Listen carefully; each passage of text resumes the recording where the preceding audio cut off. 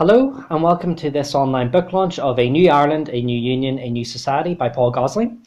And joining us to go through this book and unpack some of the key debates within it, we have the author, Paul Gosling, and Slugger O'Toole contributor and commentator, Sarah Creighton. Paul, I just wanted to start off. Now, I want to ask you first, what motivated you to come back? Because this is a new edition of your original New Ireland book. What made you want to come back and add more to it with some new thoughts? Well, firstly, the first edition sold out, so that was a good reason to look again. But things have moved on because we were initially considering the impact of Brexit as something coming along the way. Since then, we've not only had Brexit, but we've also had COVID-19. And there's been some interesting studies that have been done subsequent to the first edition. And what seemed to me to be particularly interesting were two rigorous economic analyses of the prospect of unity. One from John Fitzgerald and Ergen Morgenroth at Trinity, and the other from Seamus McGuinness and Adele Bergen at Esri in Dublin. And they've added weight to the conversation. John Fitzgerald was a bit negative. Seamus McGuinness was very positive. And we have a lot of better understanding about what Brexit means. And in the meantime, I think we have added clarity that the Irish government has done governance pretty well, and the UK governance has done governance very, very badly indeed. And that's even clearer from COVID-19 than it was from the Brexit debacle. And I just want to ask you, obviously, we can't get away from it. I know your book does touch upon COVID-19, and you do talk a wee bit about this in the book. How do you think that because some of the analysis that's been put out means that, well, with the outbreak of COVID-19, Brexit's been swept off the table. We're going to be dealing with this outbreak and the economic consequences of this for years. So the New Ireland debate has been paused. What's your take on that? Because I know you mentioned this in the book. Yeah, I don't think the New Ireland debate has really been paused. I think the Irish election has put it very firmly at the forefront of the political agenda, even though Sinn Féin, to be frank about it, did not advocate Irish unity, particularly in the general election conversation. It was more around homelessness and the health crisis. But I think we can't get away from the fact that the Irish unity debate is very firmly up there. But actually, I do think that the issues around COVID-19 make it very clear that, much the same as with Brexit, the Irish government has been doing things very much better than the British government has. I mean, you go back to the initial conversation around Brexit, and David Cameron instructed senior civil servants not to prepare for the possibility of Brexit being the preferred option in the referendum. And the Irish government gave the opposite instruction to its civil servants, and to prepare carefully, cautiously for the possibility that actually Brexit would be the preferred choice of the British people. And that, I think, has led us along a route where the Irish government has outperformed in terms of governance, the British government, along the way. And I think this is absolutely clear with COVID-19. Now, in terms of the economic impact on the two governments, well, I think we have to assume that the economic impact will be very negative for some time for both governments. So on the basis that it is negative probably pretty well for everyone around the world, I'm not sure that economically it makes a massive difference. But the exact impact of COVID-19 in terms of either health or the economy really is impossible to predetermine. And I'd written the book before COVID-19 came along, so COVID-19 hasn't fundamentally impacted on the book, other than the fact that I added a new introduction to reflect on those circumstances. Okay, Sarah, I just want to come to you and talk. Now, you have had a chance to go through the book and read some of the thoughts and ideas that are put out there. And I just wanted to ask. Obviously, there are parts of the book which look at identity and look at culture, and there's even a book that reflects on, kind of the Protestant experience, for want of a better term. What did you make of the kind of the more identity reflections in the book? No, there was certainly a reflection on the Protestant experience in the Republic of Ireland, which is, as Paul rightly points out, isn't exactly very straightforward, but it was very positive for a lot of people. Obviously, there would be some people would say it was very negative, but in terms of the religious divide, in terms of the Republic for the Protestant faith itself, there doesn't appear to be any issues. But I think there was a reflection on how unionists need to be accommodated and loyalists need to be accommodated, which was in there as well, which obviously that would have to be done if there was a United Ireland. But I do think it is hard to speak to that experience, I think, if you're not from that background, and to address that properly. And certainly I think Paul's focus is very much on the economic argument of Irish unity, which is he's put forward very, very strong cases. He's put very, very strong arguments for that, which obviously I would disagree with, but that is there. But the reflections on identity, I think it really does show that if this ever happens, that those conversations about how unionists and loyalists are going to be protected is so important, and it's going to be vital. And I think the one thing I think that Paul hasn't touched on, I think other people haven't touched on, is that United Ireland is very much linked in very people's minds to the past and the Troubles and everything like that. And for a lot of people, to support United Ireland, given what they've been through, and then the fact that some people tried to use violence to bring that about, that is something that they find very hard to get past. But I think the counterpoint to that is that there's a younger generation, I think Paul points to this himself, that are growing up without that in the background, and for them they're coming to this from a perspective of it's just an alternative to what they have now, as opposed to something that was really trying to forced on them under the barrel of a gun. So that is I think if there's going to be any conversation, those identity questions are very, very important.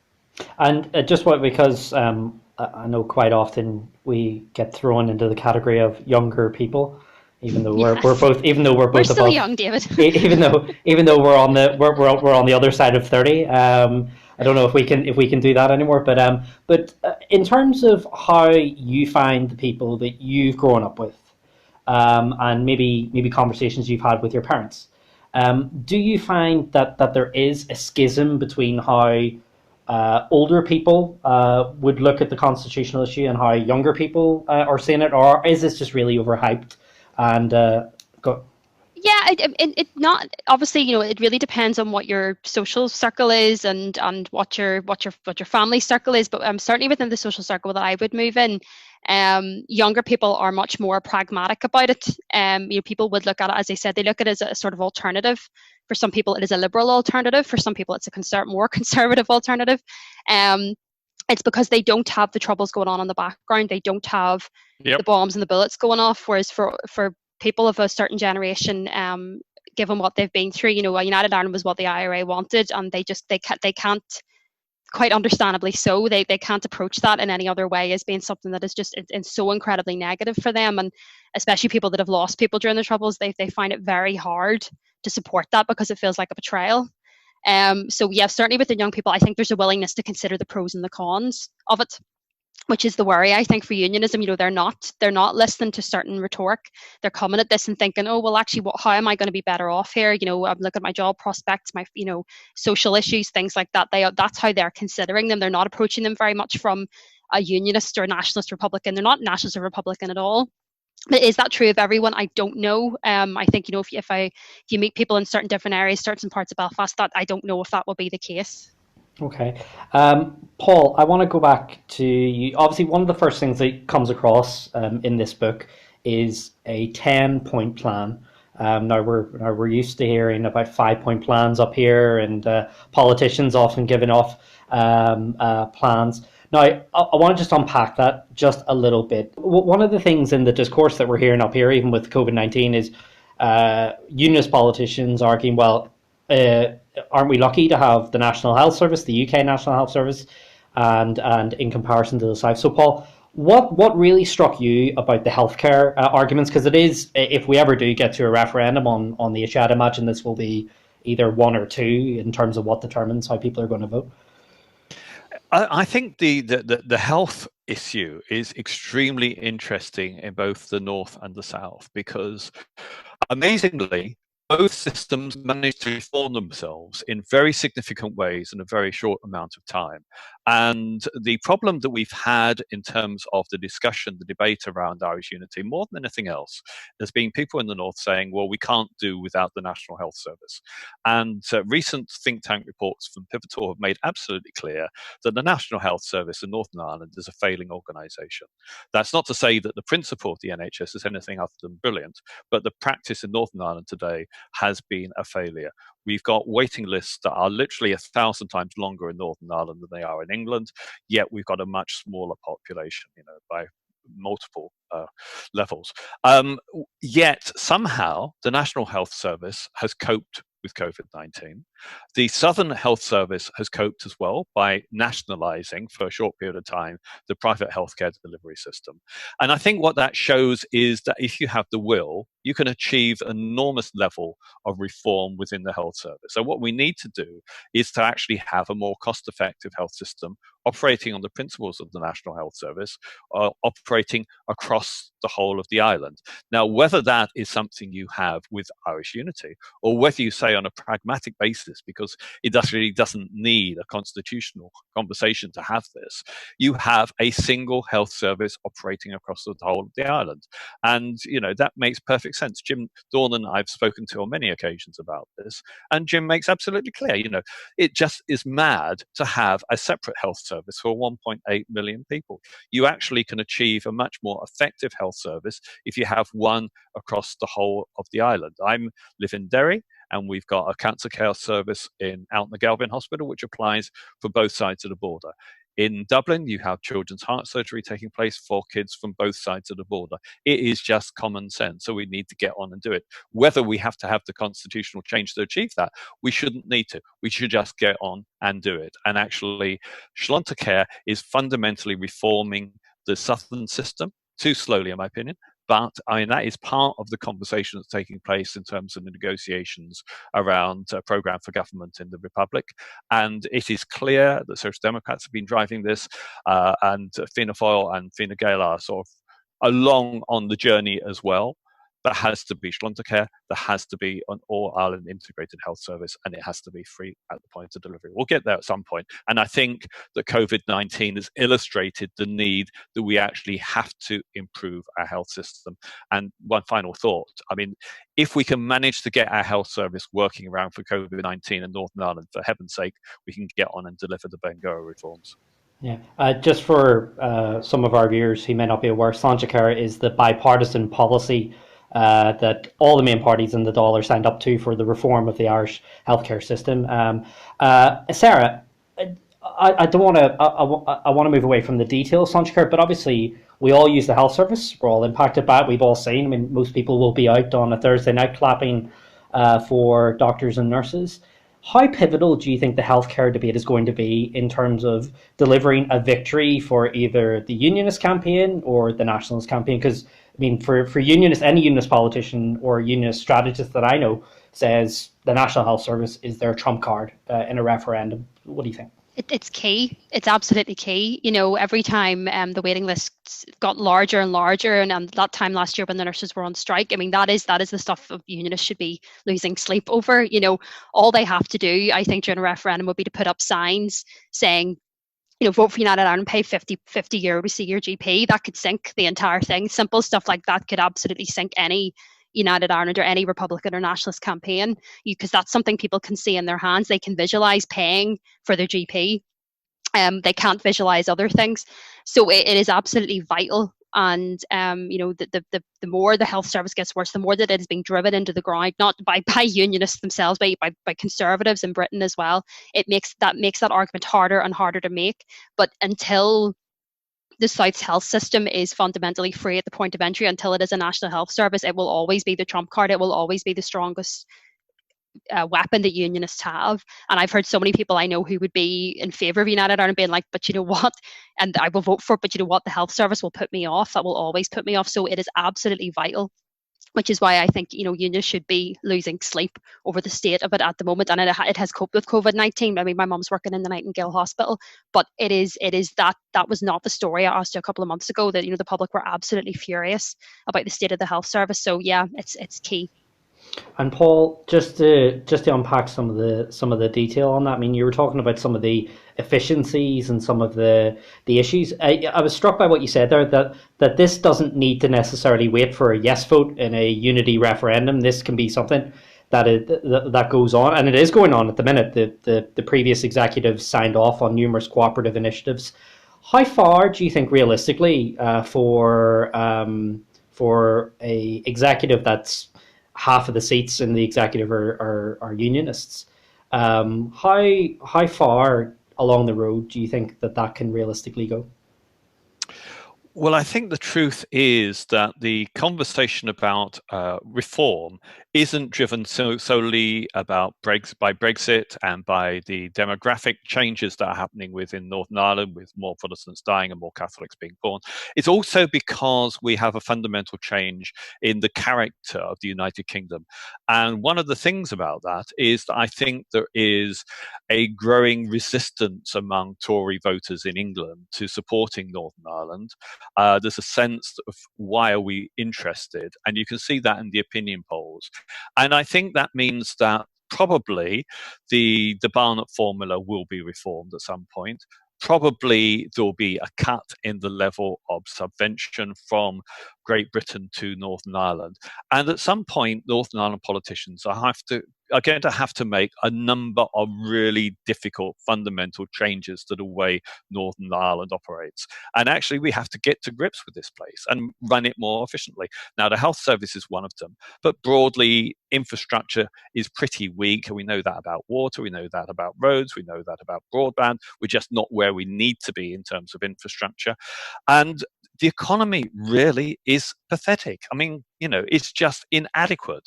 And you compare the economy in Northern Ireland with that in the Irish Republic, and you can see that the things that the Irish government did right actually should have been done in Northern Ireland. And that is based partly around investing in infrastructure, but fundamentally investing in a better education system. Now, I know that I hear repeatedly unionists say that we have in Northern Ireland the best education system in the world. It is, quite frankly, nonsense. That's putting it politely.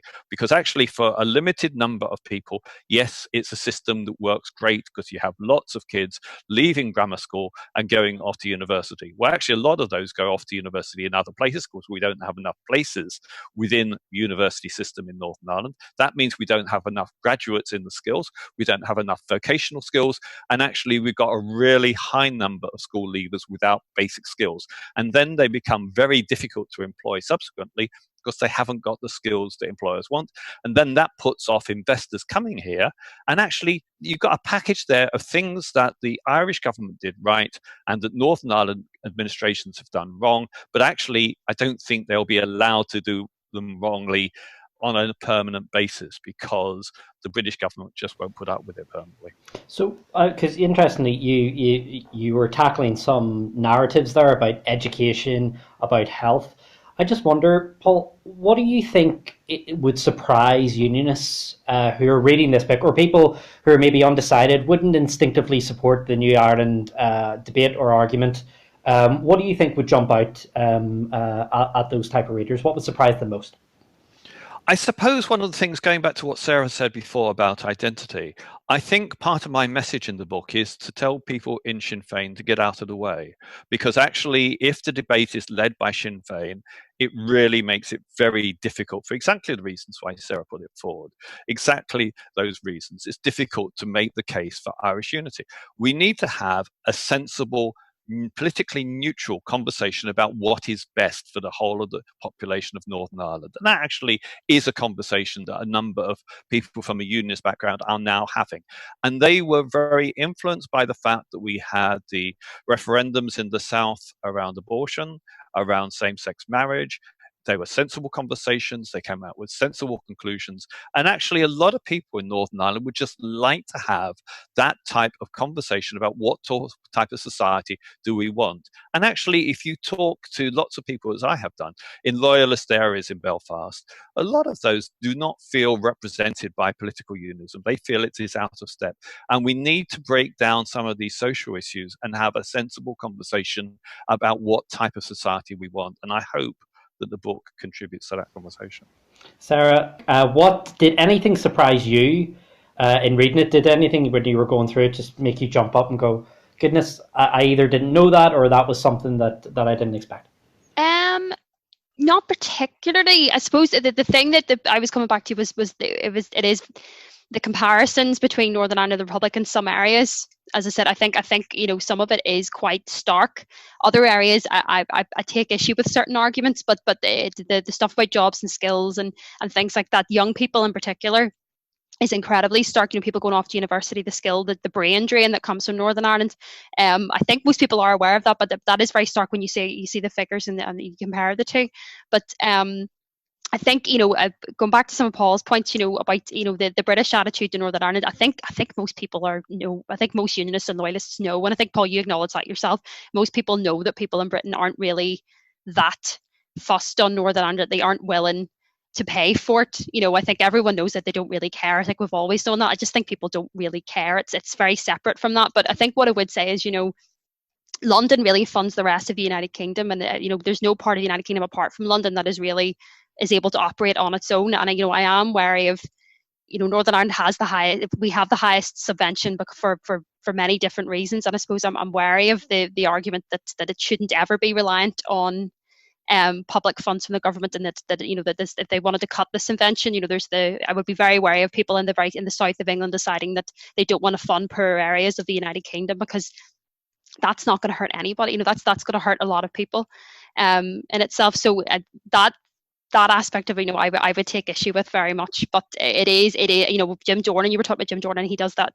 He says in the book, is that something we should be proud of? We should be getting a subvention for 50 years. To be honest, we need to pay more to have less. So I'm very happy, to have that subvention for a while to try and support Northern Ireland in the long term. And as I've said before, you break it, you buy it.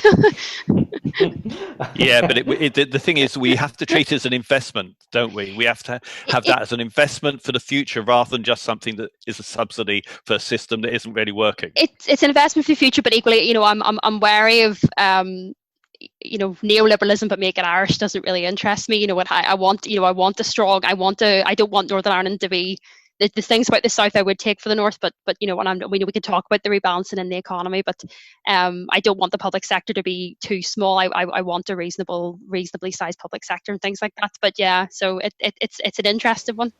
Well, okay, so you've actually talked about a bit of the economy there. Now, Paul, one thing you tackle and you talk about is the all-Ireland economy. So some of the proposals that are in your book is a single investment agency. So we've currently got Invest Northern Ireland and the IDA, North and South, a single tourist board. You're talking about single regulatory body for agri-foods, and all-Ireland infrastructure commission as well.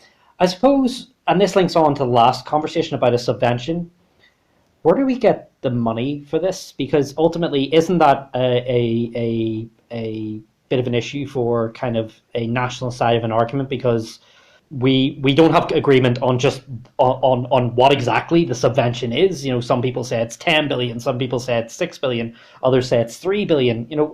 How do we have that conversation when we can't even have a common agreement on the figures that are required? Well, the first thing is that we don't want to have a repetition of what happened with Brexit, where people voted without knowing what they were voting for.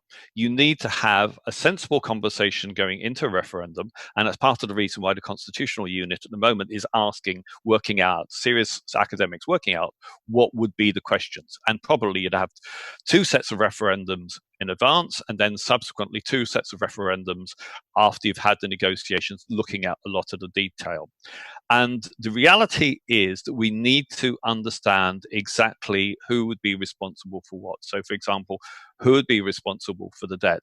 But my working assumption, and this goes back to the conversation with Sarah, is that at some point, if you look at the political conversation in England, and hear from my voice, I'm English, then there's a bedrock of people within England that aren't really very interested in any of the other devolved nations, and actually don't want to pay subsidies anymore. Yes, they will pay subsidies for Yorkshire, but no, they don't really want to pay subsidies for Belfast and Derry.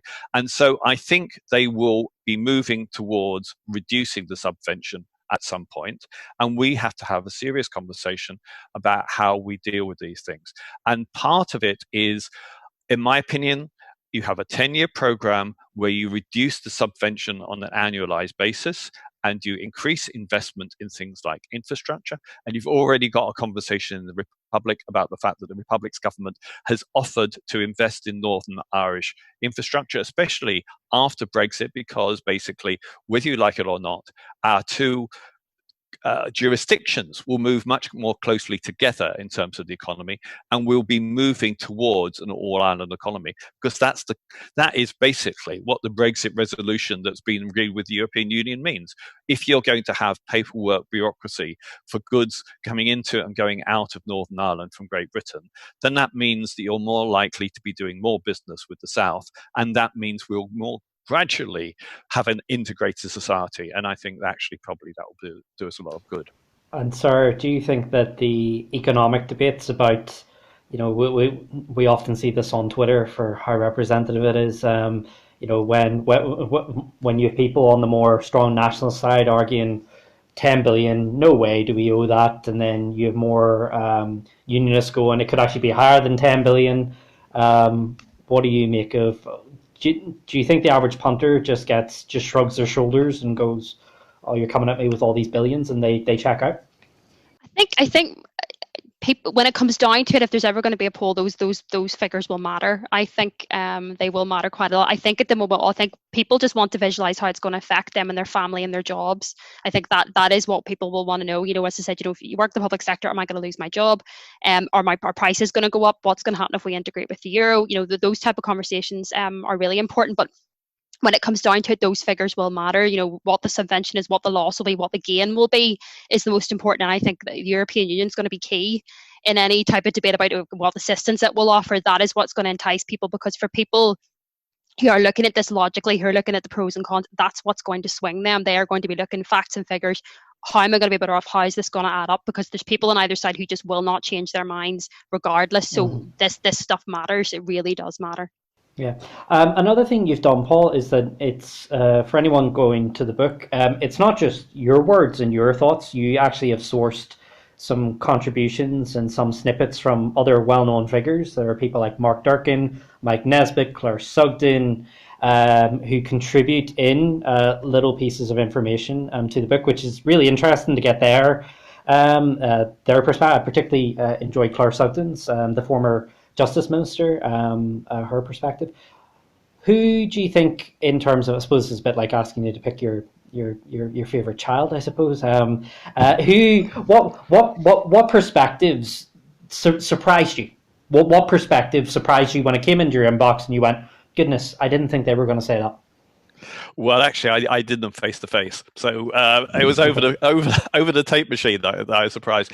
I think Mervyn Storey, the former DUP finance minister, was actually in some ways the person who most impressed me. I get on well with Mervyn on a personal basis, and Mervyn indicated very differently from Arlene Foster about how he didn't want Irish unity, but if that's what people vote for, then he will put up for it. I mean, I think also Claire Sugden has a very interesting contribution where she's saying, basically, you have to persuade me. I don't believe it, but you have to persuade me. And I think, as has already been said, that the younger people are going to be willing to consider on the basis of the facts, and how realistic is it to get us money in from the European Investment Bank, from the United States perhaps as well. But also the other thing that people will be persuaded by is the fact that Irish unity potentially means that people in Northern Ireland have full, genuine membership of the European Union again. And I think that will influence quite a lot of people as well. Okay. Sarah, what when you read the perspectives chapter, what jumped out at you? It was Mervyn Storey. I didn't expect him to be in there, just because the DUP are quite wary of even talking about Irish unity. They're really wary of actually to speak about it is in some way to acknowledge it. But no, it was very levelled. I really was taken aback that it was there, and it was very measured as well. And he also acknowledged, that the work that has to be done, that unionism is going to have to do. Claire Sugden's was very good as well. I think it was most what things that made me think she'd said, I could change my mind as well, which I think, everybody can change their mind, but I think for a unionist politician to admit that is quite a stark thing. Most people were like, no, I would never ever do that, but I think that was quite a big thing for her to say that. Okay, well, that brings us to the end of this. We have only scratched the surface. Paul, congratulations on your book. It is a fascinating book. I read the first edition, and this one is definitely well worth a read. And picking up A New Ireland, A New Union, A New Society by Paul Gosling is available at Little Acorns Bookshop in Derry and Hannah's Bookshop in Dublin as well. You can order those online. It's also available on Amazon too. I want to thank our contributors, Paul Gosling and Sarah Creighton. Thank you very much for tuning in. We'll see you next time.